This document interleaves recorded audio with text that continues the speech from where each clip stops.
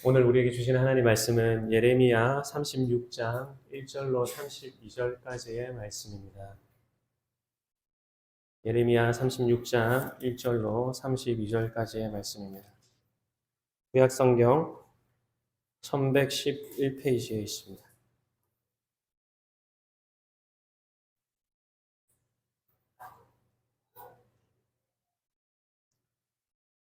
제가 토요일이 되면은 주일 준비 문자에 주일 설교 본문을 알려드리는데요. 여러분 사전에 주일을 준비하시면서 다 본문을 읽으시기 바랍니다. 오늘 본문이 대단히 길기 때문에 오늘은 다 읽지 아니하고 20절부터 26절까지만 제가 봉독하도록 하겠습니다. 찾으신 줄 알고 봉독하도록 하겠습니다. 하나님의 말씀을 들으십시오. 그들이 두루마리를 서기관 엘리사마의 방에 두고 뜰에 들어가 왕께 나아가서 이 모든 말로 왕의 귀에 고하니 왕이 여후디를 보내어 두루마리를 가져오게 하매 여후디가 서기관 엘리사마의 방에서 가져다가 왕과 왕의 곁에 선 모든 방백의 귀에 낭독하니 때는 9월이라. 왕이 겨울 궁전에 앉았고 그 앞에는 불피운 화로가 있더라. 여후디가 3편 4편을 낭독하면 왕이 소도로 그것을 연하여 베어 화롯불에 던져서 온 두루마리를 태웠더라. 왕과 그 신하들이 이 모든 말을 듣고도 두려워하거나 그 옷을 찢지 아니하였고 엘라단과 들라야와 그마랴가 왕께 두루마리를 사르지 말기를 간구하여도 왕이 듣지 아니하였으며 왕이 왕의 아들 여라무엘과 아스리엘의 아들 스라야와 압디엘의 아들 셀레미야를 명하여 서기관 바룩과 선지자 예레미야를 잡으라 하였으나 여호와께서 그들을 숨기셨더라. 아멘. 이것은 하나님의 말씀입니다. 오늘은 신앙의 가문이라는 제목으로 하나님의 말씀을 선포하도록 하겠습니다. 예레미야 36장 다들 가정에서 읽어오셨습니까? 우리가 읽은 본문을 중심으로 해서 신앙의 가문이라는 설교를 하는 것은 사실 오늘 본문에 깊이 헌신된 사람들이 볼 때에는 다소 무리가 있을 수 있습니다. 오늘 본문의 주제와 핵심은 신앙의 가문을 세우고자 하는 것과는 다소 거리가 있기 때문입니다. 그럼에도 불구하고 오늘 이 본문 이면에 숨어 있는 한 가문을 유아 세례식이 있는 이날에 함께 살펴보면 좋겠다는 생각을 하게 되었습니다. 이면에 감춰져 있는 가문을 드러내는 것 그 자체가 목적이 아니라 사실 저와 여러분이 꼭 세워가야 할 신앙의 가문 이야기를 해보고 싶기 때문입니다. 오늘 우리가 읽은 이 본문의 전체 내용은 참 간단합니다. 유다의 심판을 예언했던 선지자 예레미야가 이전처럼 더 이상 성전에 서서 예언을 할 수가 없었습니다. 예레미야가 감금되어 버렸기 때문입니다. 하지만 선지자는 하나님께 받은 말씀을 전하지 않을 수가 없는 사람이죠. 그래서 예레미야는 갇힌 채로 하나님의 예언을 말로 하면은 그 말을 들은 바룩이 예레미야의 말을 다 받아 적어가지고 예레미야를 대신해서 성전에 가서 그 말씀을 봉독해 읽었습니다. 온 백성들이 예레미야의 예언을 이 바룩이라는 사람의 입을 통해 가지고 들을 수 있게 되었던 것이죠. 그것을 들었던 한 관리가 높은 사람에게 그 소식을 전달했고 그 고관들은 다시 바룩을 불러가지고 말씀을 듣습니다.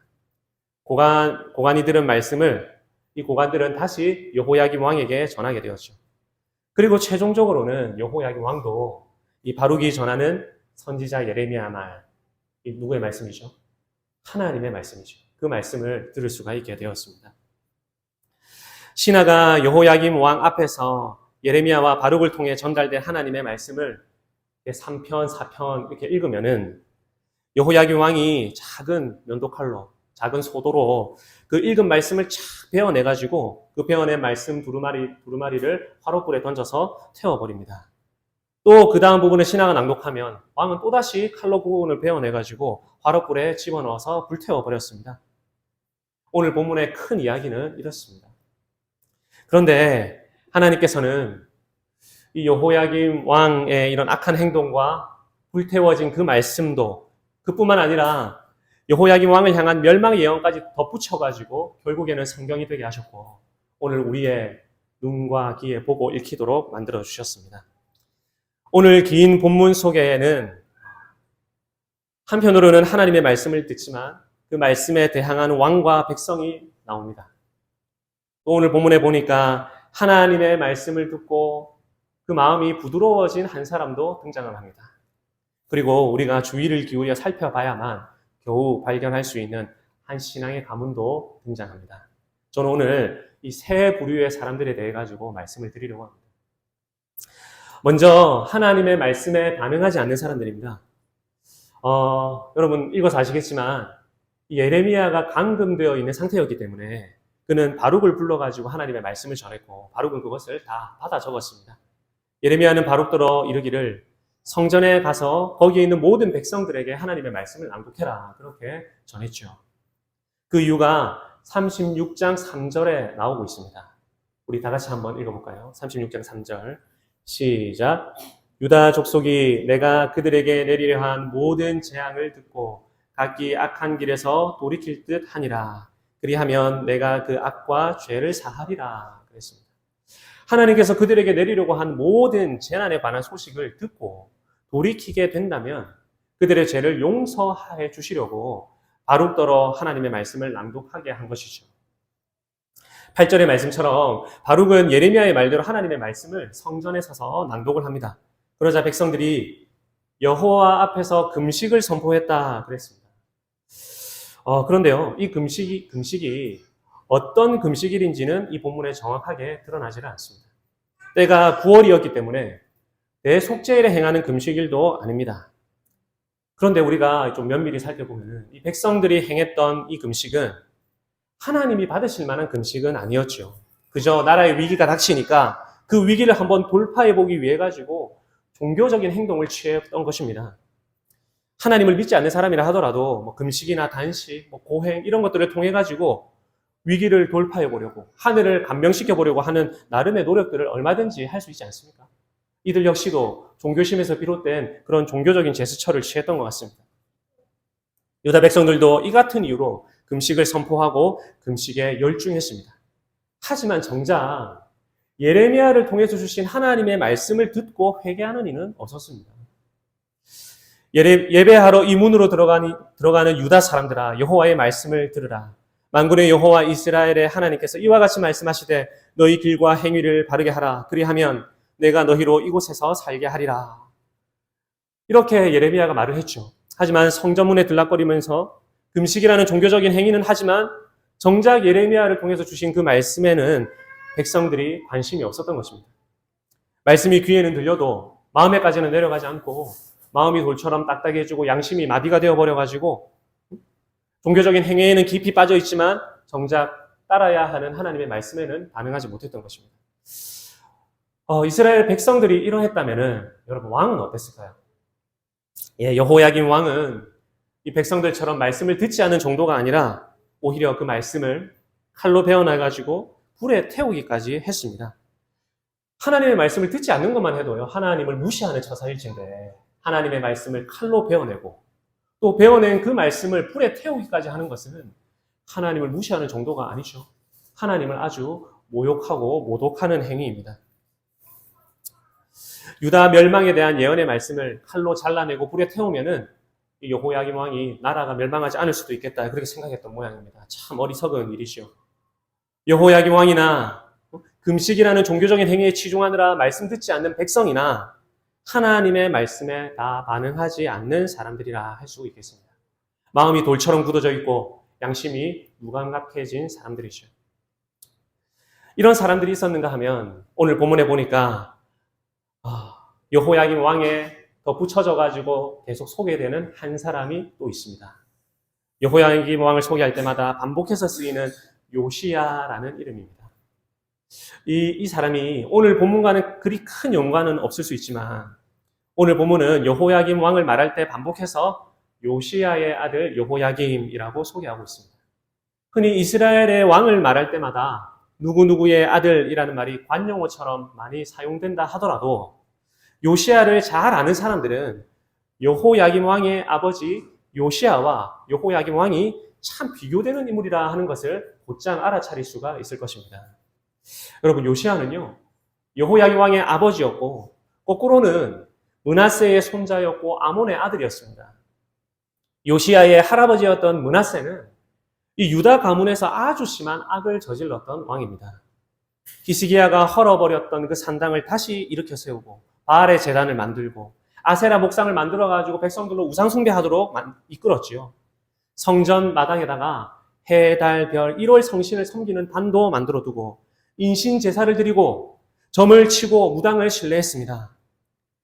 이스라엘 백성들이 가나안 땅 백성들에게 유혹되어 가지고 우상을 섬긴 것보다 이 므낫세 왕 한 사람 때문에 악을 행한 것이 더 심했다고 성경은 기록하고 있죠.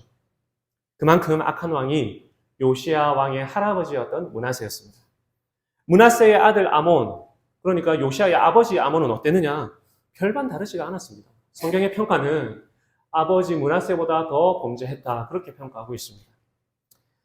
하지만 이런 악한 할아버지와 악한 아버지 밑에서 악한 유다 왕 중에서 마른 가뭄의 단비 같은 한 왕이 등장을 했는데요. 그 왕이 누구냐 하니까 바로 요시야 왕입니다. 요시야. 오늘 본문에 등장하는 여호야김 왕의 아버지죠. 그는 8살에 왕이 되었고요. 나라를 다스린 지 8년째 되었을 때에 비로소 다윗의 하나님을 찾습니다. 이때 그가 비로소 하나님을 제대로 만나게 된 것 같습니다. 그리하여서 성전을 고치고 청소하고 그렇게 하던 중에 성전 창고에서 뭔가 하나를 발견했는데 그것이 무엇이었느냐 하니까 오얗게 먼지가 쌓인 율법서였습니다. 율법책이었죠. 그것을 신하에게 낭독하게 하고는 낭독한 그것을 요시야 왕이 쭉 듣고 있다가 갑자기 옷을 찢으면서 회개하고 눈물을 흘리기 시작합니다. 그때 율법책을 읽어주었던 왕의 고관이 누구였느냐 하면은 사반이라는 사람이었는데요. 사반이 요시야 왕에게 이 율법책을 다 읽어주고 나니까 요시야가 자기 조상들이 하나님의 말씀을 계속 어겨왔다 하는 것을 듣고는 이 나라가 하나님의 진노를 피할 길이 없겠다 하는 것을 명백하게 깨닫고 그 사실로 너무나 괴로워했습니다. 그래서 자기가 입고 있던 옷을 찢어버리면서 회개하기 시작을 했죠. 그리고는 선지자들을 갑자기 막 찾기 시작했습니다. 요시야가 선지자들을 왜 찾았을까요? 하나님의 말씀을 다시 듣고자 선지자들을 찾았던 것이죠. 하나님의 뜻을 물어보고 하나님의 뜻대로 돌이키는 그 나라를 만들기 위해서 선지자들을 찾았습니다. 그런데 선지자를 찾아도 선지자가 있습니까? 자기 할아버지 므낫세가 모든 선지자를 다 죽여버렸기 때문에 찾다가 겨우 남아있는 한 사람 여자 선지자 훌다를 찾게 되었습니다. 이 훌다가 요시야 왕이 보낸 신하들을 영접한 다음에 그에게 다시 요시야 왕에게 이렇게 말을 전하라 이야기를 하죠. 내가 이곳 백성들에 대해서 저주하리라 한 말을 네가 듣고서 마음이 부드러워졌고 나 여호와 앞에서 겸손하게 옷을 찢으며 회개하고 통곡하였으므로 나도 너의 말을 들었노라. 하나님의 율법책을 읽다가 자기와 조상들의 죄 때문에 통곡하고 회개하고 슬퍼했던 요시야의 기도를 하나님께서 들으셨다 하는 것이죠. 이 말씀에 보면은 네가 나의 말을 듣고 네 마음이 연하여졌으므로 그랬습니다. 이 연하여졌다, 마음이 부드러워졌으므로 그 말입니다. 요시야가 하나님의 말씀을 듣다가 은혜를 받아서 마음이 부드러워진 것입니다. 여러분 그 기억하십니까? 우리 예수님께서 새 언약의 중보자로 오시게 되면 일어나게 될 일 중에 하나가 무엇이냐 하면 이 요시야가 경험한 것과 마찬가지로 돌 같은 마음이 살처럼 부드러워질 거다 하는 예언의 말씀이었습니다. 에스겔이 이것을 예언했죠. 우리가 하나님의 말씀을 듣다가요, 갑자기 회개가 되고 말씀을 따라 살고자 하는 욕구가 솟아오르는 것은요, 요시야 왕처럼 하나님께 은혜를 받아서 우리 마음이 부드러워졌다는 증거입니다. 우리가 하나님의 말씀을 듣고 또 받을 때마다 이런 소망이 있어야 할 것입니다. 요시야 왕이 율법의 말씀을 들었을 그때에도 요시야 왕의 마음이 이처럼 살같이 부드러운 마음의 상태였습니다.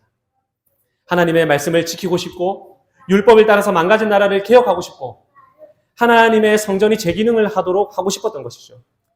그래서 요시야 때에 드디어 오랜 기간 멈춰 있었던 유월절이 다시 지켜졌고 신접한 박수들, 무당들, 그리고 드라빔과 같은 각종 우상들, 모든 가증한 것들을 다 요시야 왕이 제거해버렸습니다.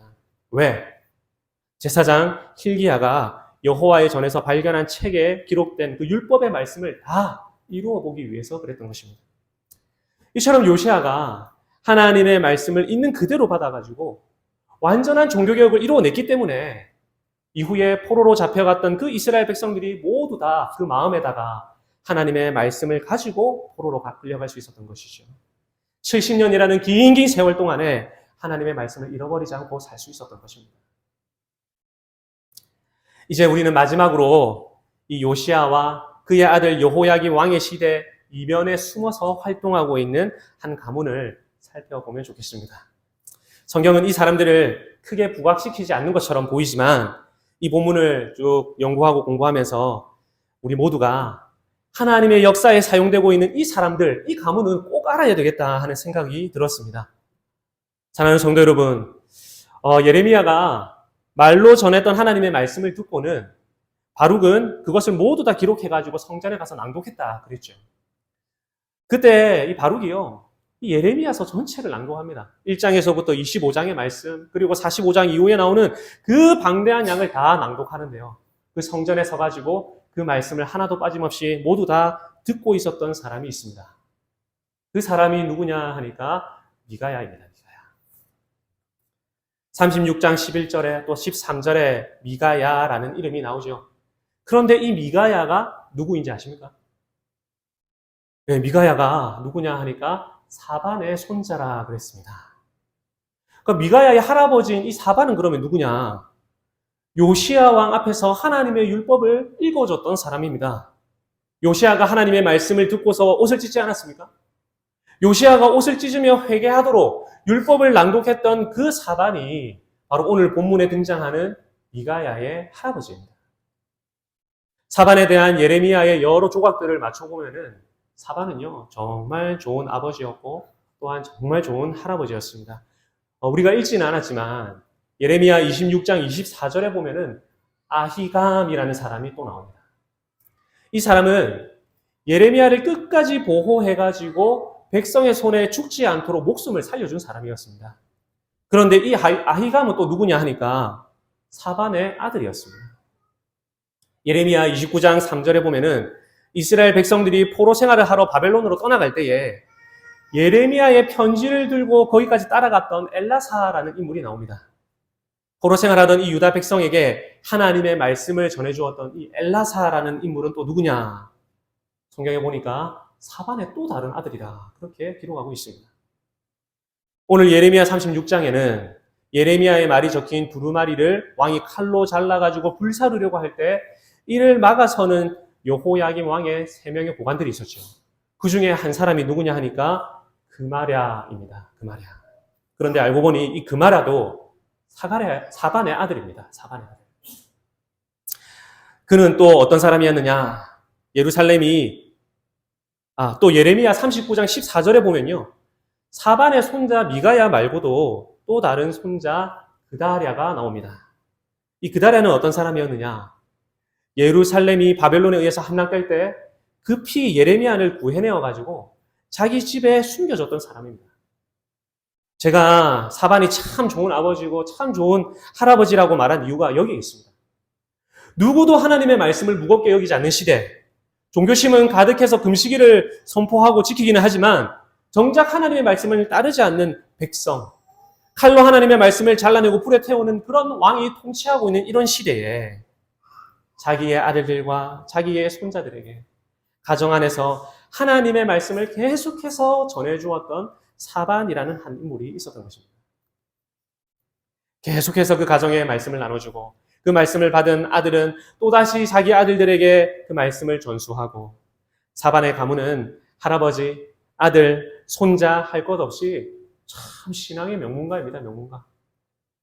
구원의 메시지를 경청했던 사람이고 그 메시지를 또 다른 사람에게 전했던 사람이고 저 이역만리 먼 나라에까지 하나님의 말씀을 옮겨주었던 사람이고 하나님의 말씀 맡았던 사람들이 목숨을 잃을까 봐 지켜준 사람이고 자기도 목숨을 잃을 수 있는 그런 위협까지 무릅쓰고 예레미야를 구해내서 자기 집에도 숨겨주었던 사람들입니다. 아주 훌륭한 가문입니다. 말 그대로 신앙의 가문입니다. 요시야의 종교개혁에 예레미야의 말씀사역에 영적으로 아주 어두웠던 그 시대에 하나님은 전면에 전혀 드러내지 않으시지만 이 사반의 가문을 사용하고 계십니다. 이런 신앙의 가문을 보노라면은 성도 여러분들은 어떤 생각이 드십니까? 이런 훌륭한 신앙의 집안, 신앙의 가문을 우리도 함께 이루어 간다면은 정말 좋을 것 같습니다. 그러나 저는 이 문제가 그리 간단하지 않다 하는 것을 잘 알고 있습니다. 사반의 가정은 좋은 가정이고 또 우리가 바라야 하는 가정이지만 저와 여러분 중에 사반처럼 하나님의 말씀을 제대로 배워본 일이 없는 분이 있을 수도 있고요. 또 여기 앉아 계신 청년들 중에는 아버지나 어머니가 아직 불신자인 분도 있을 수 있을 것입니다. 또 나도 신앙의 가문을 만들고 싶지만 내게 자녀가 없다거나 또 이미 내 자녀는 훌쩍 다 커버려가지고 신앙 양육의 때를 놓쳐버린 상황일 수도 있겠죠. 또 반대로 우리 중에 아주 모범적인 신앙의 가문을 만들고 계시는 분이 있을 수도 있습니다. 그런데 한번 돌아보십시오. 아주 올바르게 살고요. 성경적으로 열심히 행하는 분들도 그 가정의 자녀들이 꼭 하나님께 잘 순종한다는 보장이 있습니까? 지금 당장은 순종하는 것 같아 보여도 나중에는 어떻게 변하게 될지 사실 우리는 하나님이 아니기 때문에 장담할 수가 없습니다. 그렇지 않습니까? 그 위대한 사무엘 선지자도요. 자식의 문제는 어찌할 수가 없었습니다. 경건했던 신앙의 어머니 모니카도요. 회심하기 전에 어거스틴 같은 아들 때문에 고생이 심히 많았습니다. 목사의 가정에서 태어난 자녀들이 이혼을 한다거나 자살을 하는 경우도 있고요. 장로의 가정에서 자라난 자녀가 신앙을 송두리째 버려버리는 슬픈 일도 있습니다. 설령 자녀들의 모습이 그렇다고 해서 부모의 신앙이 다 틀렸다라고 이야기할 수가 있겠습니다. 그러니까 우리가 신앙의 전통이 있는 가문을 만든다는 것은 그저 원인과 결과의 관계로만 설명되는 간단한 문제가 아닙니다. 우리가 신앙의 가문을 만들기로 마음먹는다고 해서 반드시 결과가 보장되어 있는 것도 아니라 그 말이죠. 사랑하는 성도 여러분, 하지만 우리가 예수 그리스도를 한번 생각해 봅시다. 우리 예수님을 한번 진지하게 생각해 보시기를 바랍니다. 사실 이 성경 전체의 이야기는요, 깨어진 가정과 깨어진 가문에 대한 이야기입니다. 그렇지 않습니까? 태초에 하나님이 보시기에 선하고 아름답게 지은 심히 좋은 그 가정, 하나님께서 그 가정을 만드셨지만 아담의 죄로 인해 가지고 그 가정이 깨어져 버렸습니다. 이후로 형이 아우를 쳐 죽이고 부모가 자식을 죽이고 형이 동생을 팔아먹고 아들들이 아버지를 속입니다. 삼촌이 조카를 속이고 동생이 형에게 죽을까봐 꾀를 냅니다. 이것을 보면은 신앙의 가문을 만들어 간다는 것이 참 어려워 보입니다. 이스라엘 민족 중에 유다 지파라는 한 큰 가문이 만들어지는 것도 여러분 그 과정을 잘 아시지 않습니까? 야곱의 장자였던 루벤이요. 아버지의 첩이었던 빌하와 간음을 합니다. 그래가지고 루벤에게 있었던 장자의 명분이 요셉에게로 넘어가게 되고 또다시 유다에게로 넘어가게 되는 거 아닙니까? 또 이 유다가 베레스와 세라를 낳는 과정도 여러분 성경을 통해서 읽어보셨지요? 이 과정도 기가 막힙니다. 유다가 며느리 다말과 동침을 해가지고 베레스와 세라를 낳습니다. 그리고 그 중에서 이 베레스에게서 헤스론, 람, 암미나다, 나손, 살몬, 보아스, 오벳, 이세 그리고 그 유명하다는 다윗 왕이 태어나지 않습니까? 그 위대하다는 다윗 왕인데 쭉 거슬러 올라가 보면은 그 집안은 시쳇말로 콩가루 집안입니다. 콩가루 집안. 이 다윗 왕이 솔로몬을 낳는 과정은 또 어떻습니까? 솔로몬의 어머니가 누구죠? 누굽니까? 네, 밧세바죠, 밧세바. 그런데 마태복음 예수님의 족보에 보니까 다윗은 우리아의 아내에게서 솔로몬을 낳고 그랬습니다. 솔로몬의 엄마 이름은 밧세바인데요. 밧세바라는 이름을 싹 지워버리고 우리아의 아내라고 적어놓았습니다. 아니, 우리아의 아내면은 우리아의 아들이 나와야죠. 어째서 다윗의 아들이 태어나고 있습니까? 어째서입니까? 다윗이 우리아의 아내와 간음하고 우리아를 죽여버렸기 때문입니다. 다윗의 아들 암논과 그의 딸 다말의 관계를 생각해봐도 그렇습니다. 암논이 다말의 아름다움을 보고는 겁탈을 해버리고 그러자 다말의 오빠였던 압살롬이 암논을 또 쳐 죽이고 또 압살롬은 아버지 다윗을 쫓아다니고 아버지는 아들 압살롬에게 쫓겨다닙니다. 죽고 죽이고 쫓고 쫓기는 산산조각 난 가정, 깨어진 가정. 그러니 성경은 처음부터 주님이 오실 때까지 산산이 깨어져 버리고 망가져 버린 한 가문에 대한 이야기, 이 아담이라는 가문에 대한 이야기를 우리에게 폭로하고 있는 것입니다. 삼위 하나님께서는 심히 보시기에 좋은 가정을 주셨지만 사람의 죄는 가정과 가문을 다 망가뜨려버리는 역사였죠. 하지만 이 모든 사람 가운데서 우리 예수님을 생각해 보십시오. 점도 흠도 죄도 없으신 그분께서 깨어진 가문 그리고 유다의 혈통으로 성령으로 잉태되어 태어나셨습니다. 그리고 그분이 하신 일이 무엇인가 하니까 이 산산조각난 가정을 다시 회복시키는 일이었습니다. 혈통을 초월한 새로운 신앙의 가문을 만들기 위해 가지고 어떤 일을 당하셨습니까? 그분은 혈통의 가족에게도 버림을 당하셨죠. 뿐만 아니라 하나님 아버지께도 버림을 당하셨습니다. 하나님 만드신 심히 좋은 가정을 산산조각 내어버린 인간의 죄를 대신 지시고 완전히 버림받으셨죠.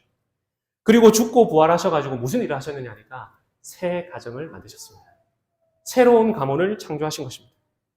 따라서 그리스도에게로 나오는 자는 누구든지 그분의 영원한 가족이 될 수 있고 그분의 가문의 일원이 될 수 있는 것입니다. 우리 중에 누구라도 사반처럼 신앙의 명문가를 이룰 수가 있게 된 것이죠. 아니, 사반과는 비교도 되지 않는 그리스도의 가문이 될 수가 있게 된 것입니다. 예수님을 통한 신앙의 가문이 되는 길은 모두에게 활짝 열려 있고요.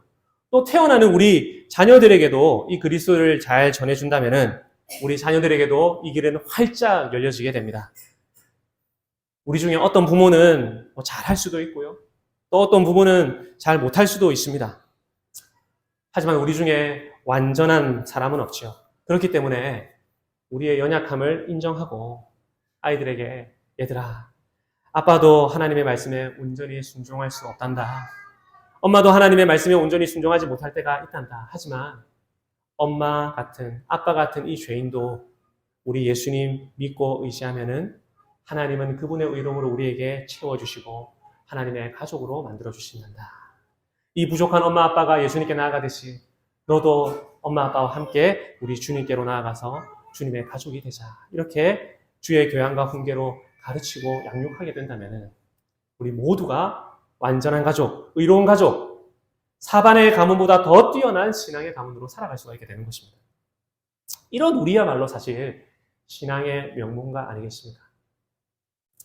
우리에게 이 가문을 하나님께서 주시고요. 이 가문의 일원이 되고 보니까 예수님이라는 신앙의 큰 형님이 계십니다.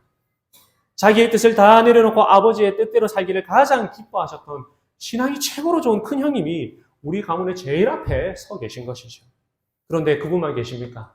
저기 보니까 사도 바울도 있고 사도 요한도 있고 베드로도 있고 허다한 증인들도 있고 그리고 제가 개인적으로 너무나 보고 싶은 손양호 목사님도 계시고 주기철 목사님도 계시고 정양순 사모님, 오정모 사모님 그런 분들도 우리의 가문 안에 들어와 있는 것입니다.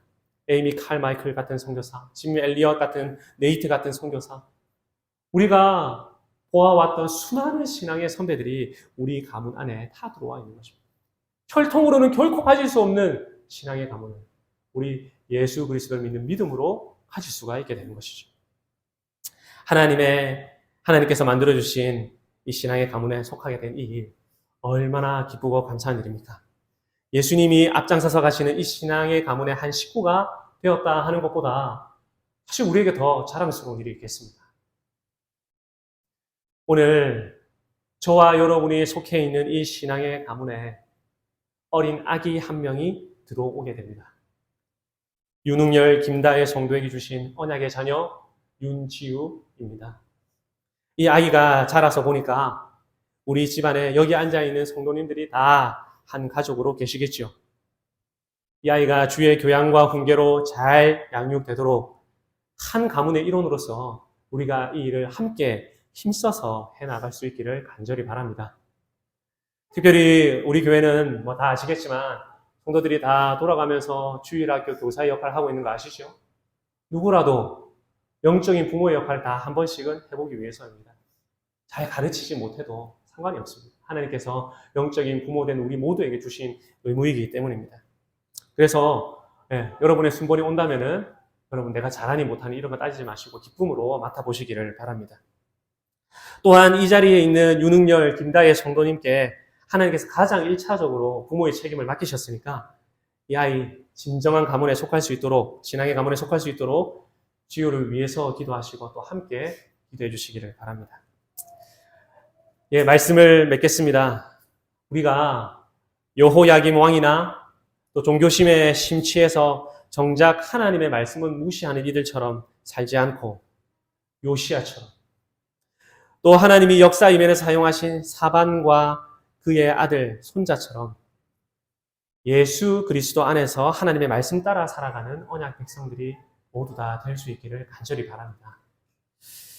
그래서 우리의 신앙이 우리 자녀에게 또 자녀의 자녀에게로 계속해서 전수될 수 있도록 신앙의 가문을 이루는데 우리 모두가 힘쓸 수 있기를 간절히 바랍니다. 그럼 아멘이십니까?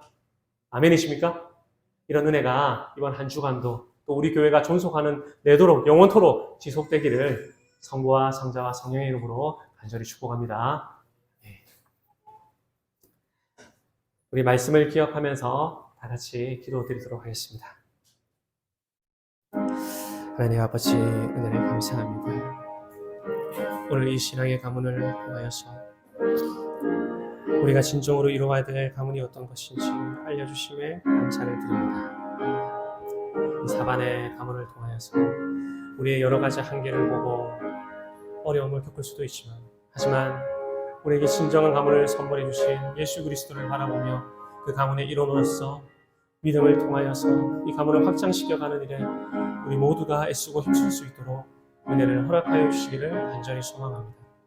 우리 모두에게 이 큰 은혜가 넘쳐날 수 있도록 해주시고 또 특별히 우리 지우를 하나님의 자녀로 삼은 우리 윤은열, 김다혜 성도 가정에 큰 은혜를 주시고 또 이 부모가 일차적인 책임을 잘 감당하여서 지우를 위하여 기도하고 지우와 함께 기도하며 주의 교양과 훈계로 잘 양육하여서 언약 백성으로 잘 키워갈 수 있도록 은혜를 더하여 주시옵소서. 함께 연합한 우리 모든 성도들도 영적인 아버지와 어머니로서 우리 지우를 나의 자녀와 같이 마음에 품고 양육할 수 있게 하여 주시고 아이를 위하여서 함께 기도하는 자들 될 수 있도록 은혜를 더하여 주시옵소서. 이 모든 은혜가 신앙의 가문을 이루어가는 모든 은혜가 우리 가운데 풍성하기를 간절히 소망합니다.